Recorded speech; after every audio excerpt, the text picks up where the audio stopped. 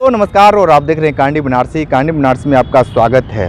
BJP नेता हैं और इनसे हम थोड़ा सा बात करेंगे कि जिस तरीके से 24 की तैयारी और सीधे तौर पे राम मंदिर, ये बताइए कि जिस तरीके से राम मंदिर का प्राण प्रतिष्ठा होने जा रहा है और 24 की भी तैयारी, क्या कुछ लगता है कि एक तरफ राहुल गांधी की न्याय यात्रा कितना असर डाल पाएगा चुनाव में? देखिए भाई, सबसे पहले आज जो है 2024 के शुभ अवसर पर साल चेंज हुआ है।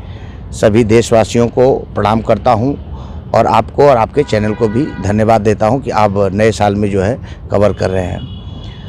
आपको बताऊं कि 2024 का जो चुनाव है, इसमें अभी सारे दल जो है लगे हुए हैं, सब अपने अपने ढंग से लगे हुए हैं। भारतीय जनता पार्टी की पूर्ण बहुमत के साथ में जो माननीय प्रधानमंत्री जी ने 400 का आंकड़ा रखा हुआ है, इसमें कोई संदेह नहीं है। चाहे विपक्ष जितना जोर लगा ले, 400 के पार ही सीट आएगी, ऐसा भारतीय जनता पार्टी का और हम लोगों का कहना है।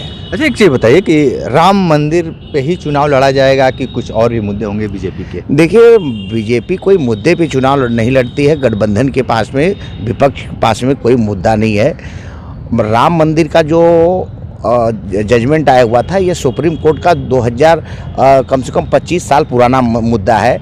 और जब से आडवाणी जी ने 1992 में 1992 में जब से रथ यात्रा निकाले थे, तब से विपक्ष बोल रहा है। आज ये कोई विपक्ष का नया हंगामा नहीं है।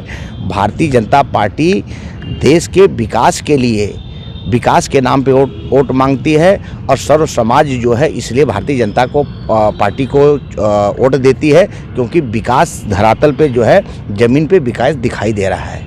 अच्छा, एक चीज़ बताइए, आप भी चुनाव तैयारी में जुटे हुए हैं और मछली शहर से आप भी तैयारी कर रहे हैं और निषाद पार्टी से भी पता चल रहा है कि आप चुनाव मैदान में हैं। क्या रणनीति होगी, क्योंकि आपके क्षेत्र में क्या अभी जो अगर आप जीत जाते हैं या चुनाव मैदान में, तो क्या कुछ कमी दिख रही है? देखिए, अभी ऐसा चुनाव लड़ने का, क्योंकि हम लोकसभा जो है हमारा मछली शहर है और हम रहने वाले प्रॉपर केराकत विधानसभा से हैं, 372 केराकत विधानसभा। अभी हम निषाद पार्टी ज्वाइन किए हैं।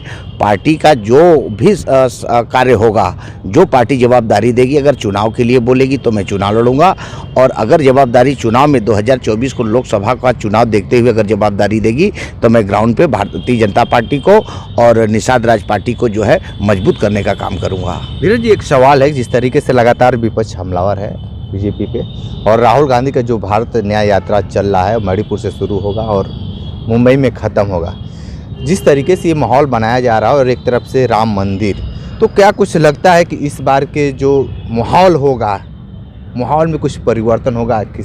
देखिए भाई साहब, कोई परिवर्तन नहीं होने वाला है। पूरा भारत की जनता जो है माननीय प्रधानमंत्री, देश के यशस्वी प्रधानमंत्री नरेंद्र मोदी जी और उत्तर प्रदेश के मुख्यमंत्री परम आदरणीय योगी आदित्यनाथ जी को देश की जनता सहार रही है। इसलिए विपक्ष कुछ भी कर ले, एक यात्रा नहीं कई हजार यात्रा निकाल ले राहुल गांधी जी, इसका युवाओं पर कोई फर्क पड़ने वाला नहीं है। समय जो है भारतीय जनता पार्टी के किए गए कार्यों को देखते हुए जनता जनार्दन जो है माननीय प्रधानमंत्री जी को मांग रही है, और माननीय प्रधानमंत्री जी 2024 में चुनाव लड़ रहे हैं और पूर्ण बहुमत के साथ में जो 2014 का 2019 का जो चुनाव था, उससे बहुत ही अच्छा परिणाम जो है इस समय आपको देखने को मिलेगा। गृह मंत्री जी ने ऐलान किया हुआ है, माननीय प्रधानमंत्री जी ने, इस बार 2024 का जो चुनाव होगा, सर्व समाज से लोगों को टिकट मिलेगा, मैंडेट मिलेगा, और हर कैंडिडेट, कोई भी पूरे भारत में जो भी कैंडिडेट आएगा चुन करके, कम से कम 5 लाख का, मैं बार बार बोल रहा हूँ कि